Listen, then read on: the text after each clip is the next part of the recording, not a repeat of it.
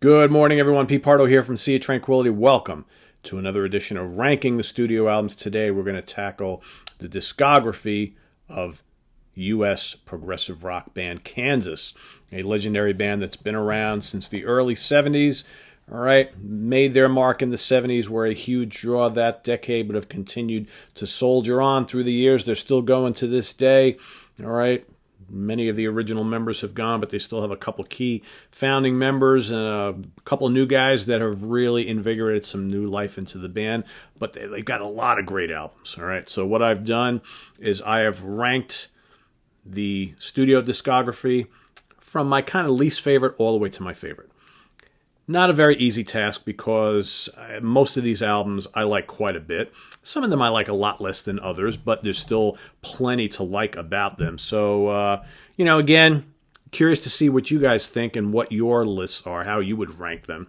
Okay, because I know there's going to be certain ones that maybe I don't care for as much as others that people are going to be like, oh my God, that's my favorite. And that's what's kind of cool about this because we all have like different ears and music affects all of us differently. So what might be one person's treasure might be considered, kind of nothing spectacular to someone else, right? But that's the power of music, how it has that kind of grip on all of us. So I'm going to start, the bottom two, I couldn't decide which one to put on the bottom because they're clearly my least favorites by this band. But I do like plenty of material on each one of them. So, but I decided to go with one over the other. I went with Drastic Measures as my least favorite. Okay, this is the second and last studio album with John Elefante on lead vocals, because of course Steve Walsh was out of the band for a few years, and then he would come back into the band, of course. Again, there's some strong tracks on here, but I find this was mid '80s. So very overproduced, a lot of kind of synths and programming, no Robbie Steinhardt, no violin, kind of like more of a straightforward kind of mid-'80s rock album from the band. Good vocal performance by Elefante. All right, you had him as well as Rich Williams, Kerry Livgren, Dave Hope, and Phil Ehart, of course, on drums. Fight Fire with Fire, strong track. Kind of a hit single for the band. Mostly a rock tune, though. What else? Everybody's My Friend, Mainstream, End of the Age, Incident on a Bridge. I mean, none of the songs on here, in my opinion, are great top shelf Kansas. Solid enough album, though, but clearly probably my least favorite of all of them. As is In the Spirit of Things. Okay, Walsh is back in the band. He joined for the Power album. Okay. Steve Morse on guitar, because Kerry Livgren by this point had left. There's a kind of lack of, there's no violin on this album, first of all. There's a just lack of, although does Morse play a little bit of violin? And I'm not sure if he played any on this album or not. Because I know he added a little violin here and there, I believe on the Power album. I'm not sure if he did it on this album as well. But again, more of like a straightforward rock record. Not a lot of prog on this album. Very keyboard light. Some great guitar work from Morse and Steve Williams. And Morse, sounds fine. I mean, Walsh sounds fine. Some strong tracks on here and some clunkers. All right. I like Ghost is a quite a good tune. House on Fire I dig. The Preacher's a good tune. Rainmaker I like. Bells of St. James is a pretty cool tune. There's a couple other decent tracks. A couple ballady type pieces, which don't really work for me. So all in all, kind of a mixed bag, but some strong material. Again, not a clunker of an album by any means. Neither one of these two are. Just for me, that's kind of like the bottom of the barrel when it comes to Kansas. Let's see. Somewhere to Elsewhere is going to be next for me. This was the kind of the band's big return to a fresh new studio album in 2000.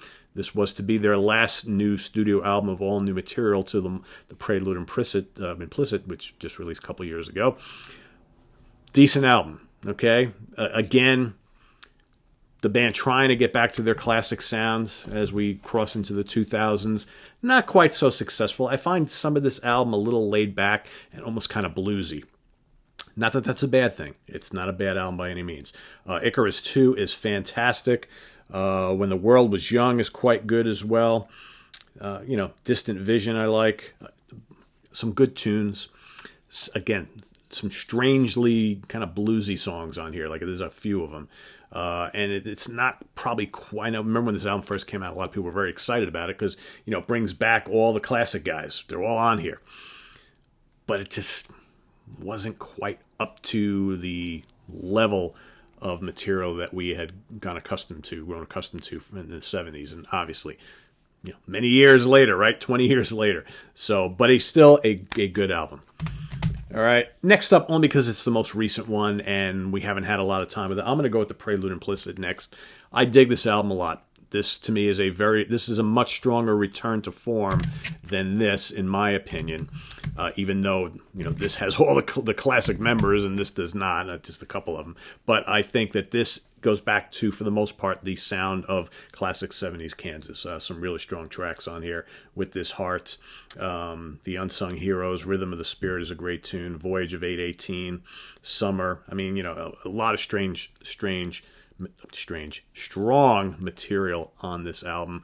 Ronnie Platt, and now in the lead vocal slot, does a fine job, I think. So this might creep up as the years go on, as I think it's a very fine kind of comeback from the album, comeback from the band, comeback from it. Boy, I'm having a hard time speaking here on this Friday morning, guys. Forgive me. Marbles of the Mouth. They're working on another new album, so we'll see how that one is. Hopefully is coming out this year, but I'm not quite certain. All right, next up, and I almost flip-flopped these two in order here, but I'm going to go with Vinyl Confessions next. This is the first album with John Elefante in the vocal slot. This is a pretty strong album. Okay, again, kind of early mid-'80s, dominated with, synths and just kind of those 80s rock guitar sounds. Not quite as proggy as their early stuff, but still holding enough of the classic Kansas sound. Play the Game Tonight was their kind of big rock hit on this album. Right Away is a cool tune. Fair Exchange, I like. Diamonds and Pearls. Some poppy stuff on here, but that's not a bad thing. Borderline, again, kind of Elefante, I think, brought some really cool, his vocal style lent itself well to the more kind of mainstream type sound that they were going for on this album. Crossfire is also another good tune. Some really strong tracks on this album. Again, less of 70s prog Kansas, more of kind of 80s kind of poppy rock Kansas. Not necessarily a bad thing.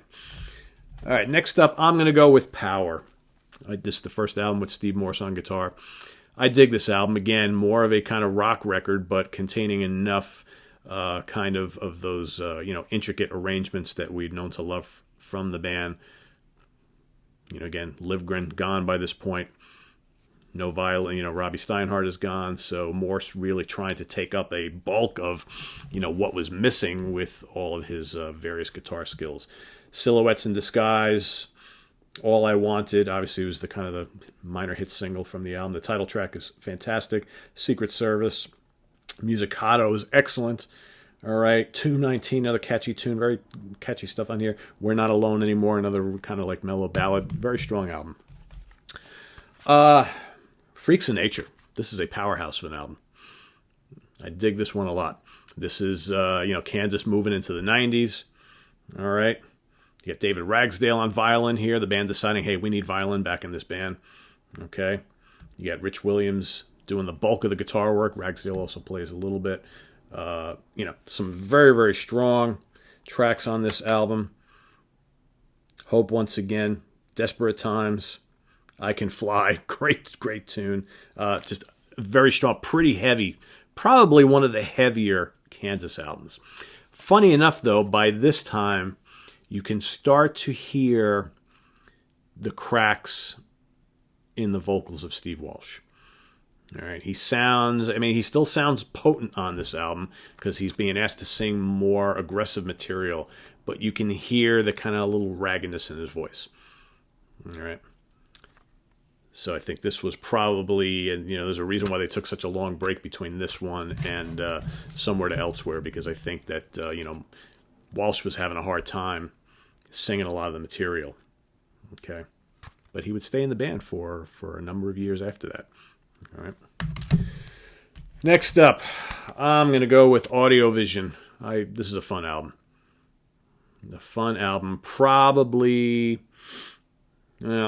It's not. I was going to say probably the last of their truly great albums, but this one probably is just past that. I think Monolith was their last really great album. Okay, they've had a lot of really good ones since then, but their classic albums, probably this is released just after that. But some really great songs on here. I love Relentless. All right. What else? No One Together. Curtain of Iron is fantastic. Fantastic. Hold On, of course. Another kind of sort of hit for the band. Gorgeous song. What else? Stay Out of Trouble. Not on this album. Sorry. Anything for You. Loner. That's the song I was looking for. I couldn't think of the title. Loner kicks ass. That high-pitched shriek at the beginning. Loner. A really great heavy rocker for the band. So I like that album. All right. Next up, I'm going to go with Monolith. I remember buying this on LP when it came out. I was quite into this. People of the South Wind, which, ironically enough, the band played when I saw them a couple months ago. On the Other Side, great tune. Angels Have Fallen, all right? How My Soul Cries Out For You. Mistakenly thought that was on the other album. But yeah, that's a really great track on here. Glimpse of Home. Stay Out of Trouble. Another one that I remembered. Thought was on the other album. Reason to Be. It's a really strong album, I think. And a great way to kind of end the decade that was the 70s. All right, so now we get into the tough stuff. So these albums, not much separates any of them. So I had a hard time ranking these last few because these to me are the cream of the crop.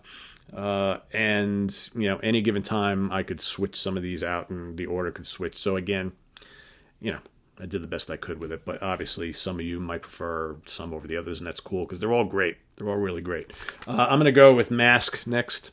I originally had this a little higher, then I moved it back down, and it's kind of flip-flopped all over the place. Icarus, Born on Wings of Steel, right? Child of Innocence. Fantastic song. The Pinnacle, right? Just so many great tunes. You got a couple that kind of like almost boogie rockers on here, but they really work. All right, as that, and I mentioned the kind of bluesy stuff on Somewhere to Elsewhere, which for me was a little laid back. Here it kind of works because they're more like up tempo boogie bluesy rockers, and they kind of Kansas did like one or two of those on almost every album early in their career. But just a fantastic album. Mysteries and Mayhem, just great stuff on here. I always love the back cover too. I remember having the LP and loving these kind of darkish concert clips. Very cool. All right, I could have ranked this one higher, and like I said, next week I would probably tell you differently, but I'm going to go A Point of No Return next. It almost kind of pains me to put it in at number 4 because it's just a freaking great album. But the other 3 that are going to be ahead of on this list just maybe I like that much better. But it's just Paradox, The Spider, Portrait He Knew, Closet Chronicles, Lightning's Hand, right? Title track, it's got Dust in the Wind, Sparks of the Tempest, Nobody's Home, Hopelessly Human. I mean, it's a fantastic album. Like I said, could rank a little higher for me. There's a minuscule amount that separates these top 4. There really is. There's again, they could all be tied for my favorite, but I just had to put them in some kind of order. I went Song for America next. Again, these two could flip-flop. Song for America, I think Point of No Return top to bottom is probably a stronger album, but yet there's some tunes on here that are just absolutely mandatory, epic, classic. Title track, come on, Lamplight Symphony, Lonely Street, tune just slays me every time. Incomundro, Hymn to the Atman, I mean, just excellent U.S. prog rock, right? Then you got, The Devil Game and Down the Road, 2 really great kind of boogie hard rockers. So, again, some of you may be like, Point of No Return has to be higher.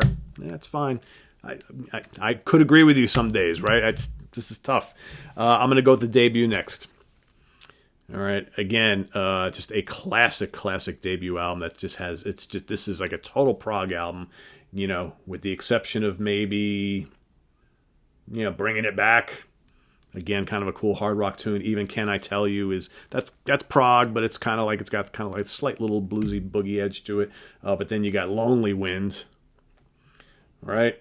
Alexis, Journey from Mariabron, all right? The Pilgrimage, Apricot, Death of Mother Nature Suite. I mean, Jesus, those last two tracks on their own make this absolutely mandatory. So, Jesus, it's just, I'm telling you, it's not much separates these albums. Not much separates them at all. And I'm going to go with number one is Leftoverture. Just a absolutely perfect album for me. I knew this was going to be number one. It's just what would the couple after it, be. And it's just The Wall, Miracles Out of Nowhere, Magnum Opus, Cheyenne Anthem, Questions of My Childhood, What's on My Mind. Just great album. Great album cover. You can't go wrong with these early Kansas albums. Actually, you know what? All these albums are really good. This is another one of those bands that just has a discography that I really, really love a lot. And even though there's a couple albums that I may not love as much as the others, there's still plenty of merit on those. So, but curious to see how you would rank the Kansas studio discography, so put that in the comments below. Let's recap my list again, starting at number 1, Leftoverture. Number 2, Kansas.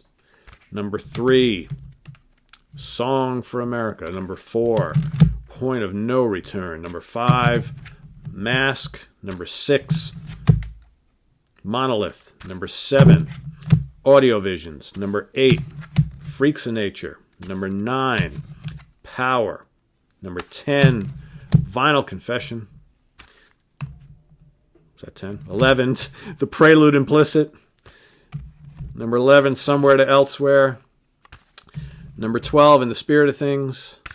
And number 13, Drastic Measures. So again, list your favorites or in the order that you'd like them down below, or not. Or let's just talk about Kansas. That's kind of what this is all about anyway. It's just looking at a cool discography of a great band and talking about their music. And I could sit and talk about Kansas all day long. I've been on a Kansas high since I saw them a month and a half ago, whatever it was, in New York City at the Beacon Theater. And just a wonderful band that I've been into since I was a wee little lad, and I continue to just love them to death. So anyway, visit us on the web at www.seatranquility.org. We're on Facebook, we're on Twitter, of course, we're here on the mighty YouTube all the damn time. We'll see you this weekend. So we got a little bit of a programming change this weekend. Butch Jones and Chris Allo will not be coming in this weekend.